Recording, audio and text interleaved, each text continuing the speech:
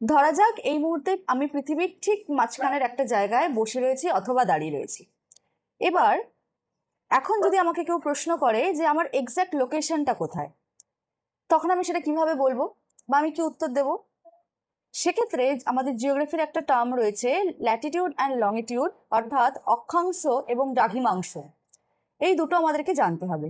আমাদের আর্থের শেপটা কি? আমাদের আর্থের শেপ হচ্ছে জিওয়েড শেপ।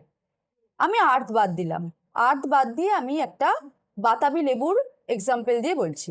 এবার বিষয়টা হচ্ছে যে ধরা যাক আমি একটা বাতাবি লেবুকে মাঝখান থেকে গোল করে, যেরকম হয় সার্কেলের আকারে, টুকরো করলাম। এবার আমার দুটো টুকরো হলো, একটা ওপরের পার্ট একটা নিচের পার্ট। ওপরের পার্টটা হলো আমাদের আর্থের নর্দার্ন হেমিস্ফিয়ার আর নিচের পার্টটা হলো সাউদার্ন হেমিস্ফিয়ার, অর্থাৎ আর মাঝখান থেকে যে আমি কাটলাম সেই কাটাটা হচ্ছে ইকুয়েটর।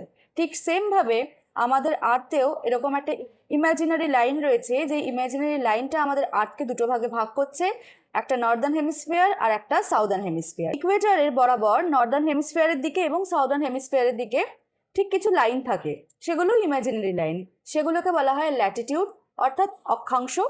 এটা গেল ল্যাটিটিউডের ব্যাপার। এবার ঠিক সেমভাবে আমি যদি বলি যে সেই লেবুটাকেই আমি আবার ওপর থেকে নিচ বরাবর লম্বালম্বিভাবে কেটে দিলাম, অর্থাৎ সেক্ষেত্রে আমার ডান দিক এবং বাদিক বা ইস্ট এবং ওয়েস্ট দুটো ভাগে ভাগ হয়ে গেল। সেই ইমাজিনারি লাইনটা আমাদের আর্থের যেটা রয়েছে সেটাকে বলা হয় প্রাইম মেরিডিয়ান, অর্থাৎ যেটা হচ্ছে 0 ডিগ্রি লংটিটিউড। এবার এই 0 ডিগ্রি লংটিটিউড নর্থ পোলের সাথে সাউথ পোলটাকে কানেক্ট করে।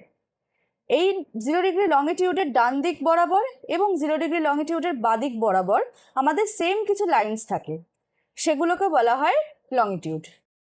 আর এই লংটিটিউড বা 0 ডিগ্রি লংটিটিউড ইংল্যান্ডের গ্রিনউইচ শহরের ওপর দিয়ে গেছে, তাই জন্য এটাকে প্রাইম মেরিডিয়ানও বলা হয়, যেটার উপর নির্ভর করে আমরা আমাদের সময় নির্ধারণ করি।